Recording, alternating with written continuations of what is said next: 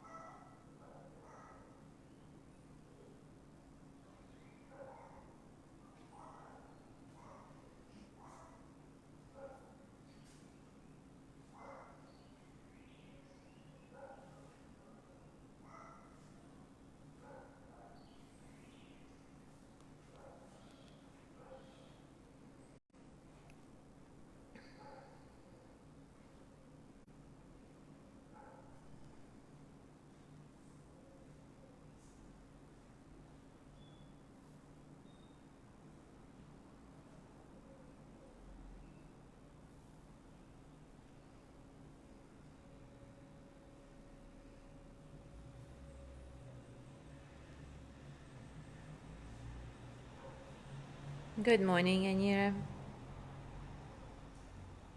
Glad you're joining us live today.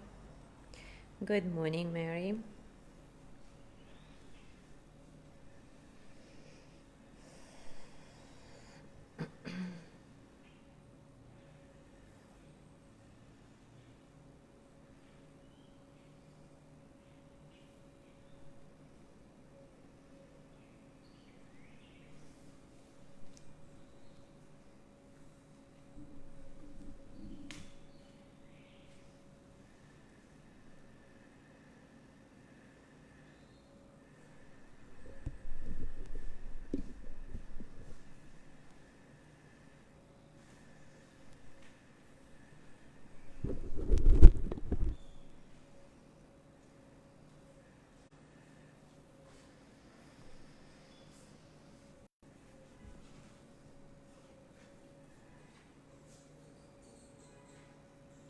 All right.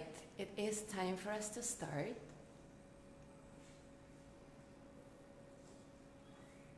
We continue our exploration of AHIMSA, non-violence.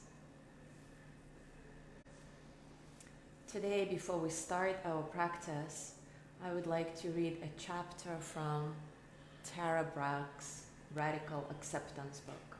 It's called The Circle of All Beings. In a touching Sikh story, an aged spiritual master calls his two most devoted disciples to the garden in front of his hut. Gravely, he gives each one a chicken and instructs them, "Go to where no one can see and kill the chicken." One of the men immediately goes behind his shed, picks up an axe, and chops off his chicken's head. The other man wanders hours and hours, and finally returns to his master, the chicken still alive and in hand. "Well, what happened?" the teacher asked. The disciple responds, "I can't find a place to kill the chicken where no one can see me. Everywhere I go, the chicken sees." To this man, the chicken was real. It was conscious and it felt pain. As we bring a kind attention to our own conscious and vulnerable being, we become more alert to how all beings are sentient, how they also hurt, how they, just like us, want to stay alive. While we may not be inclined to think we have much in common with a chicken, when we deepen our attention, we tap into the fundamental vibrancy and fragility that marks all living beings. Poet Gary Lawless writes, "When the animals come to us asking for help, will we know what they're saying? When the plants speak to us in their delicate, beautiful language, will we be able to answer them? When the planet herself sings to us in our dreams, will we be able to wake ourselves and act? When we know that the animals and plants are part of who we are, we can listen and respond. Ignoring the trees is like ignoring our own lungs when they're congested and we can't breathe. Extinction of the songbirds means the end of our living music. When the planet herself calls to us in our dreams, if we're in touch with the truth of our mutual belonging, our hearts naturally stir with care. We remember that the web of life is our home. In Buddhism, there is this concept of bodhisattva. A bodhisattva is any person who has generated bodhicitta, which is a spontaneous wish to attain compassionate heart for the benefit of all sentient beings. The bodhisattva's aspiration is, "May my life be of benefit to all beings." And it's a powerful tool for remembering our belonging and widening the circles of our compassion. In resolving to help all suffering beings, the bodhisattva is not assuming a grandiose role or holding to some unreachable ideal. if we see ourselves as small and separate individuals trying to take on the world as our responsibility, we set ourselves up for delusion and failure. Rather, our aspiration to be of benefit arises from the radical realization that we all belong to the grand web of life, and that everything that happens within affects everything else. Every thought we have, every action we take has an impact for good or for ill. When we feel our togetherness, there are countless ways to express our care. Some people focus their lives on creating a loving home for their families. Others on changing laws that will help poor children get better nutrition and education. Some people pray for hours in solitude. While it is easy to get caught up in believing we should be doing something more or different, what really matters is that we care. As Mother Teresa teaches, we can do no great things, only small things with great love. Just as a bright sun causes ice cubes to melt, in the moments when we feel connected and kind, we create a warm environment that encourages others around us to relax and open up. Each time we widen the circle of caring with a smile, a hug, a listening presence, a prayer, the ripples flow out endlessly. When we offer comfort to the person sitting by our side, our kindness spreads through the world. Whether offered inwardly or to others, the Bodhisattva's compassion is a gentle rain that touches, without bias, all of life.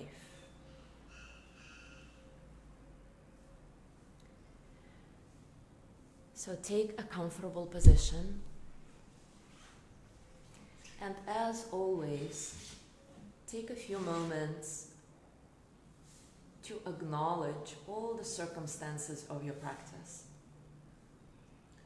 both internal and external.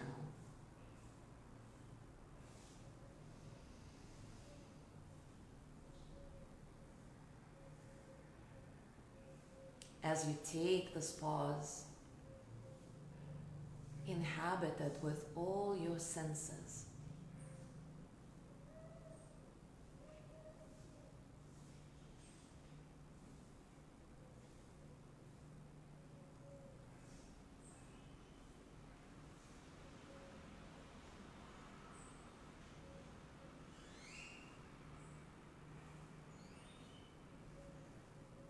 Gently scan your body from the top of your head all the way to the bottom of your feet, softening from the inside out.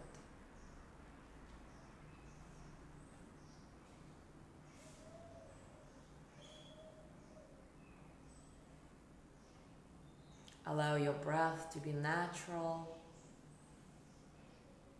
without effort, and simply notice how the breath flows in and out of your body,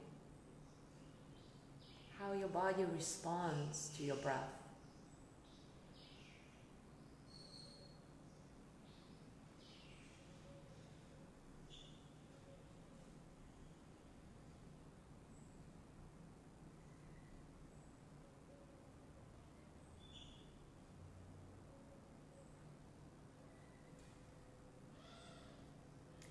Once again, we'll do a version of loving kindness meditation today, sending this energy of love, acceptance, compassion to all sentient beings, ourselves included.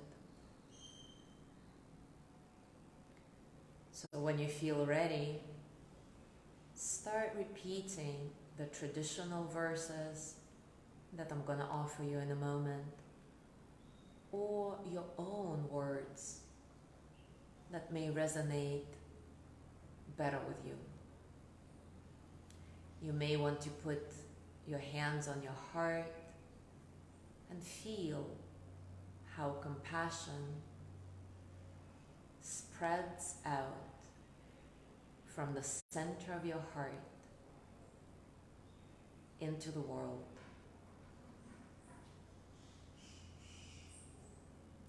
May all sentient beings be filled with loving kindness.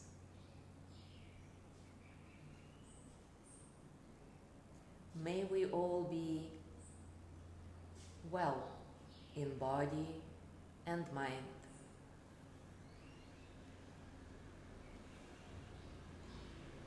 May we all be happy, healthy, and free.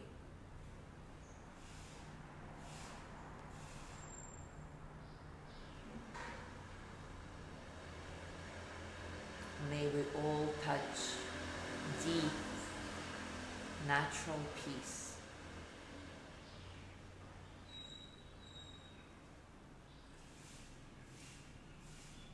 May we all be filled with loving kindness.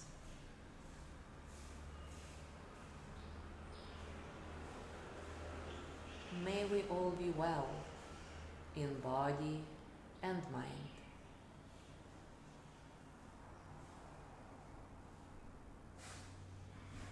May we all be happy and at ease.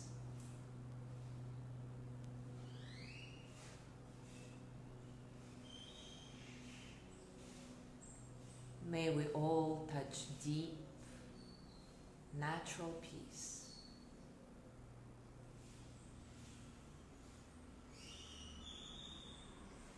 I'll give you a few minutes in silence to repeat these mantras, traditional verse, or explore your own.